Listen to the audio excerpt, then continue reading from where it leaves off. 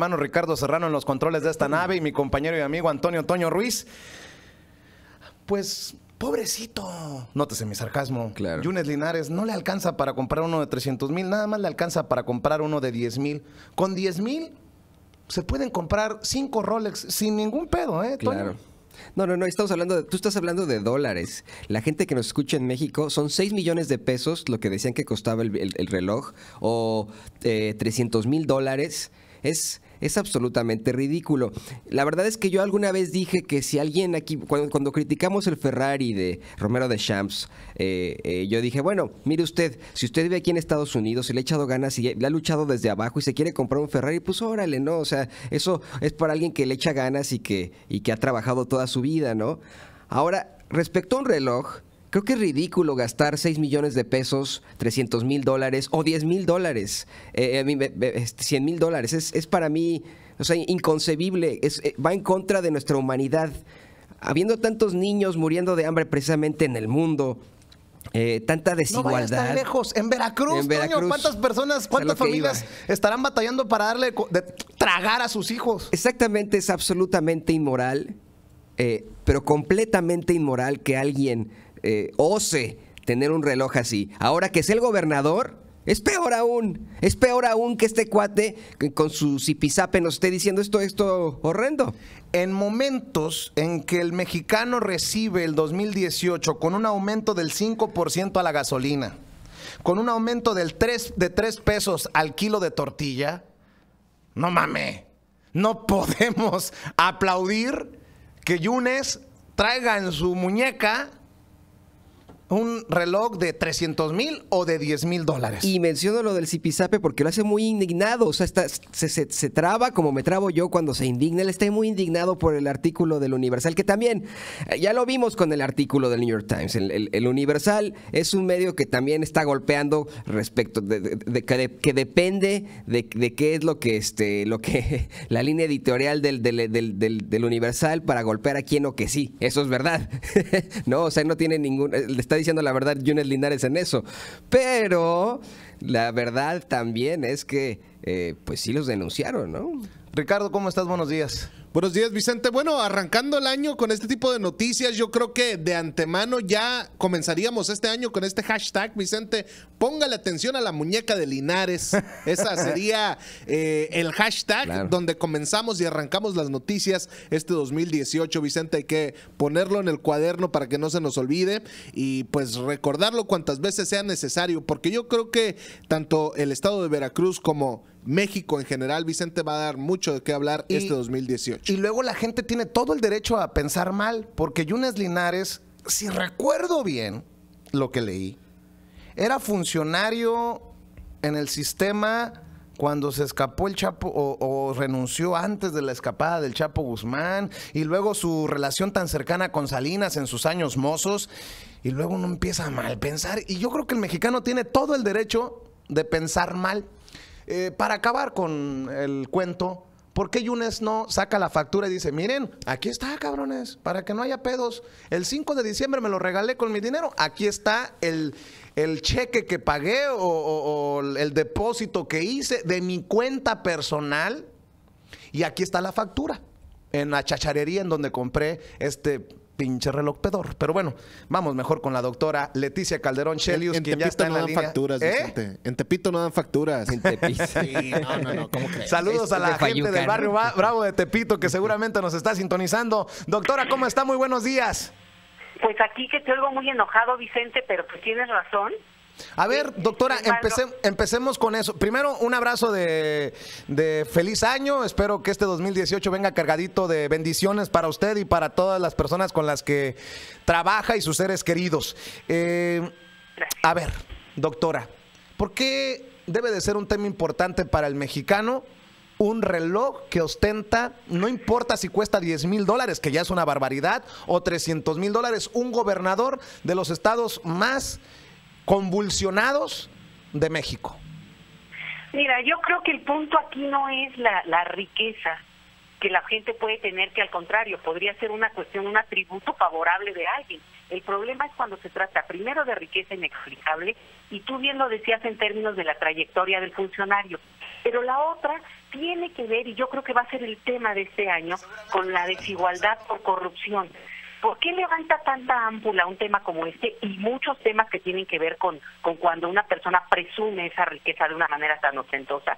Porque justamente muchas veces no hay una forma de explicar ese origen de riqueza, prácticamente en ningún caso cuando se trata de un funcionario o un político.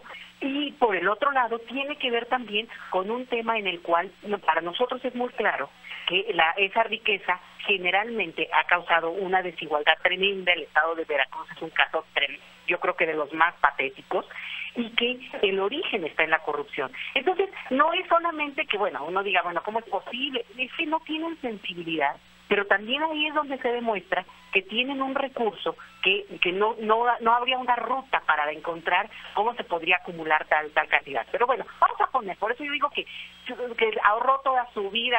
Yo sé que no es por ahí, pero creo que es un argumento que se puede seguir. Pero el otro está en el corazón del debate que va a haber en este país este año y que yo creo que es central, digo que lo hay ya, y es de dónde y cómo se utilizan los recursos, incluso privados, digamos, ¿no? Cómo utilizamos los recursos privados para hacer de este país un país menos desigual. Porque realmente el problema es que eso es una caricatura, Vicente, de lo que es estar hablando un funcionario. Además, ni siquiera es, digamos, los empresarios que podríamos creer que tienen mucho más recursos. No, es el gobernador que está hablando, y yo no quiero que se pierda el ojo en un tema muy importante. En la toma de posesión del doctor Hipólito Rodríguez, que ayer llegó por el partido Morena a Jalapa, a la capital del estado. Es un triunfo insólito, realmente que alberga mucha esperanza. ¿En qué sentido? Y que es un cambio profundo después de una situación muy tremenda ahí en Jalapa, en Veracruz en general, y llega realmente una persona con una trayectoria más académica, funcionario académico, un doctor en ciencias sociales, y eso me parece que le ha quitado el foco al tema central, que es este cambio de poder, porque obviamente lo que hace Yunes es mostrar esta caricatura de lo que es México.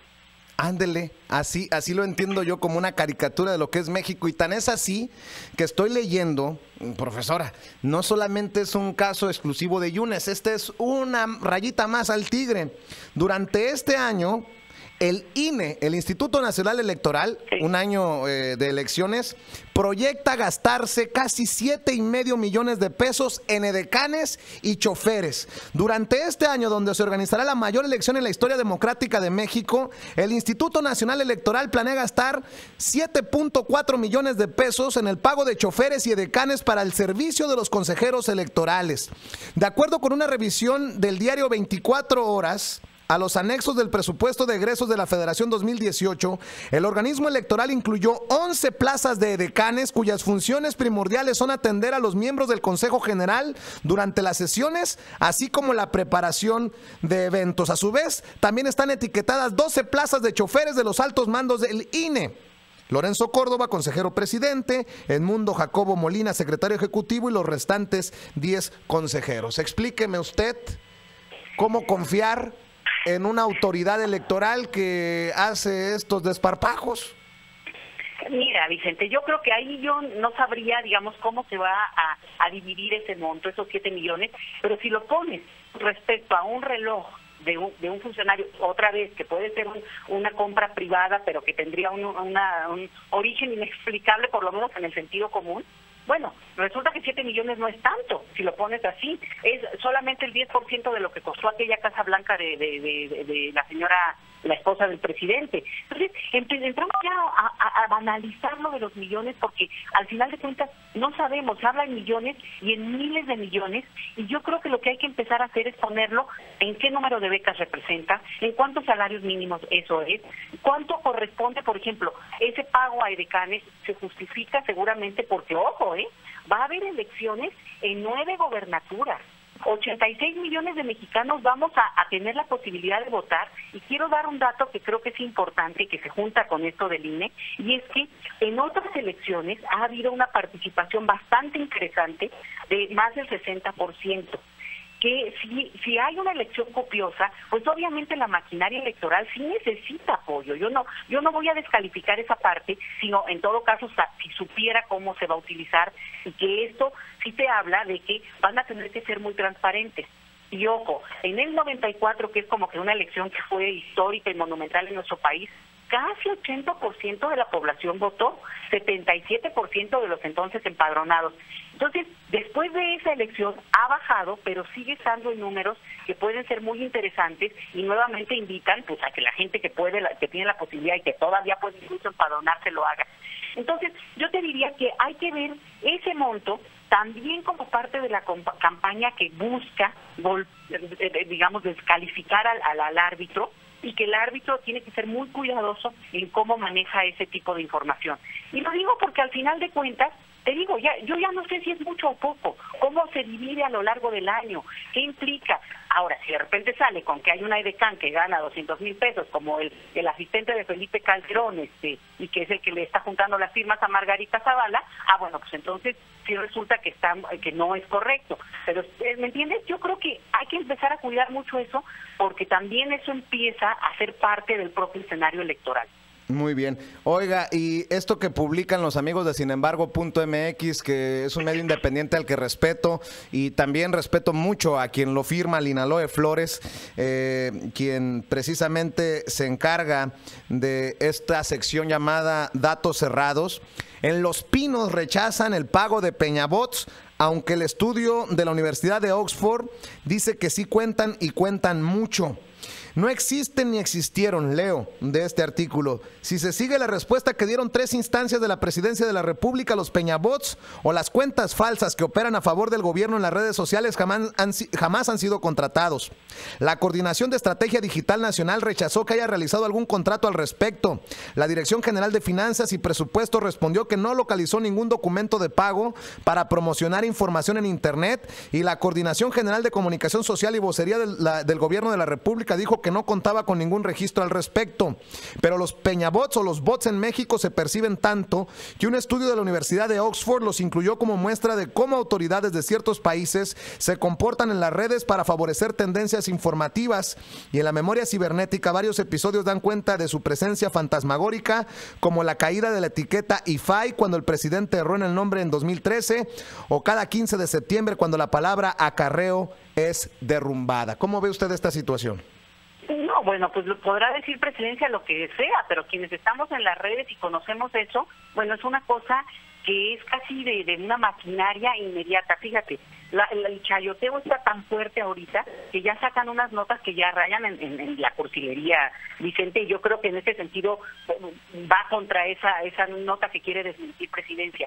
Simplemente ahora han salido todos estos días, ya sabes, de vacaciones, la nota esa que acá causó furor, el tema de la esposa del señor. Lo voy a poner en pantalla para que la gente entienda. Este tuit de Joaquín López Dóriga, quien publica que la señora Juana, la esposa de José Antonio Meade, andaba de compras, haciendo las compras para la cena de Año Nuevo, algo que me parece descarado, y luego dicen que no existe el chayoteo, que no existen los chayotes. Pero mira, lo voy a explicar por qué, porque digamos, es este intento, pero premeditado, porque tú dijeras, bueno, pues la señora tiene que hacer compras, ese no es problema, como seguramente fuiste tú, fui yo. O sea, el punto aquí es que un periodista reconocido y que además hace tan poco tiempo en el New York Times quedó claro que tienen ya una línea editorial y han jugado con esto toda la vida, cosa que sabemos también siempre de toda la vida, hace un proselitismo a favor de un candidato a través de este manejo supuestamente casual y natural de una persona, bueno, que del pueblo casi, ¿no? Yendo a uno de los súper más caros que hay acá por la Ciudad de México, y que justamente se ve, ¿no?, la abundancia que seguramente no tiene la gente que está ayudándole a cargar las bolsas allá afuera de ese súper. Entonces, es un manejo justamente en términos de comunicación que ya entra en este debate y que causó mucho furor. Y fíjate, se junta, porque es tan obvio como esto de los bots, es tan brutalmente obvio como que sale hoy una nota, a mí me dio risa, Vicente, de que el primer chico que nació sí, que hoy cumplió ayer 18 años, el millennial del ciudadano, digamos, dice y declara que votará por mí. O sea, digo, primero, que nos importa por quién votará, el voto es libre y secreto, primero, pero es otra vez el mismo manejo del mismo grupo de periodistas que hacen este seguimiento, pero ya se ve muy burdo, y eso creo que es interesante, verlo así, que nos digan que no hay voz, búsqueselos que a su abuelita, porque realmente es una cosa muy obvia. Pero la otra es ver toda esta campaña que se despliega, que ya no puede tener el mismo efecto, una, porque todos ya crecimos, y dos, porque el manejo de redes sociales escapa ya a esos medios que por mucho tiempo controlaban y era la única voz. Hoy tenemos estas voces, y se agradece mucho, Vicente, porque justamente son alternativas que pueden comentar, y digo, la verdad, tirarnos de la risa con este tipo de notas, que son parte del golpeteo, y que, por ejemplo, se puede decir que el uso, qué interesante, el uso de las esposas como para fortalecer una campaña o a una personalidad. Oye, y si a la persona no está casada o si no tiene, digamos, no tiene esa estructura familiar, ¿eso la descalifica? ¿No la vuelve, digamos, presidenciable? Bueno, en este país aparentemente no.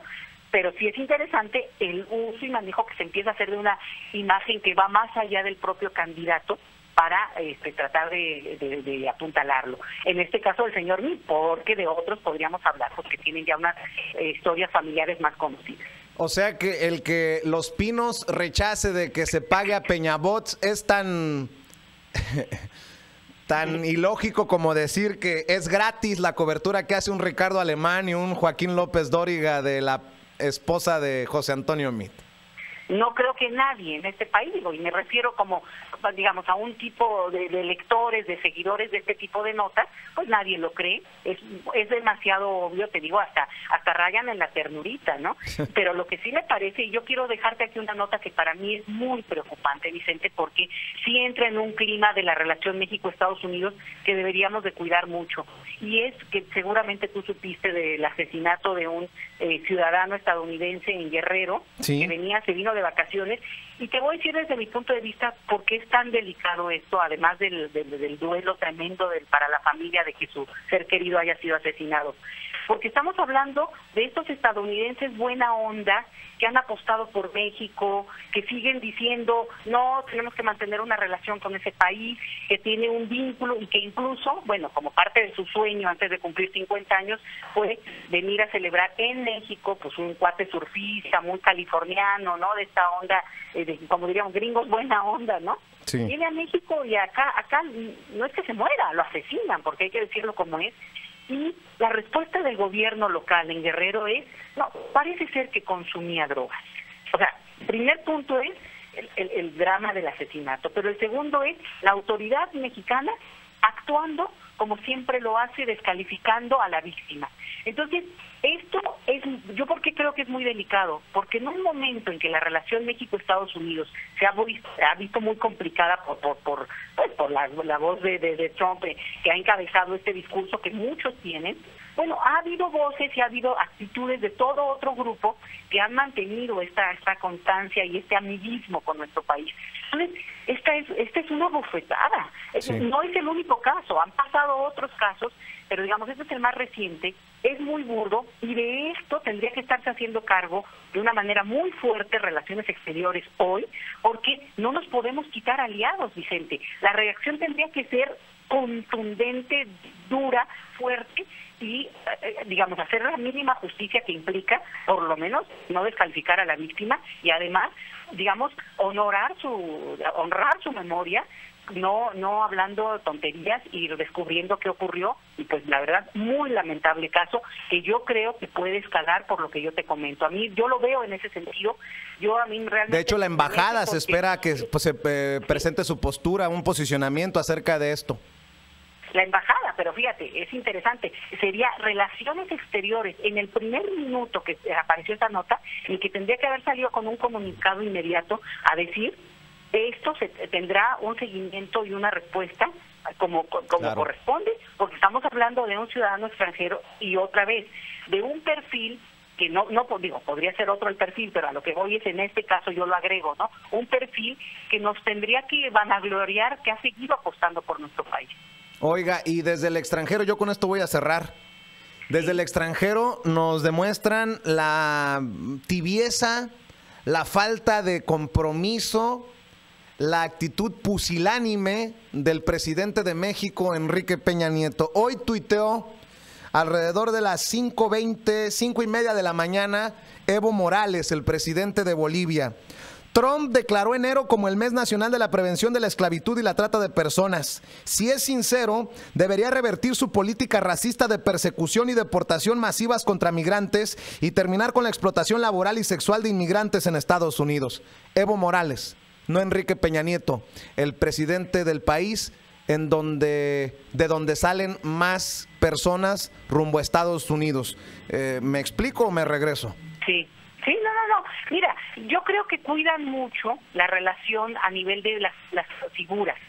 Y este año va a ser determinante para que esto que le llaman a veces, ¿no? Que yo creo que es como muy hueco, ¿no? Que con dignidad, con valentía. Pues no se trata de andar de envalentonarse al estilo de Trump, pero sí tener posturas muy claras en temas.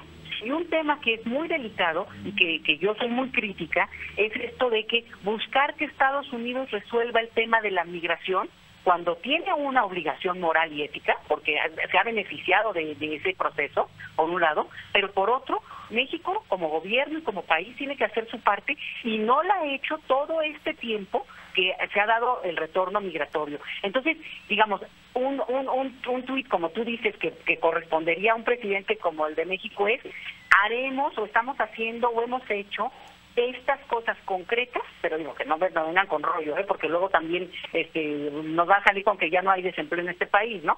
Pero me parece que estaría más a la altura, se entiende por la personalidad y por la postura del presidente y del gabinete que no van a moverle en lo más mínimo, porque apuestan a mantener un status quo, por ejemplo, ¿no? Con el tema del TLC es ceder hasta el punto en que pues están esperando con que no se retire Donald Trump, ya con eso ya se dan por bien sentados, por bien servidos. Entonces yo sí creo que no hay que esperar de presidencia algo que no va a ocurrir, pero sí podemos verlo y creo que eso va a ser muy interesante para todos en el marco del proceso electoral que arranca el día de hoy.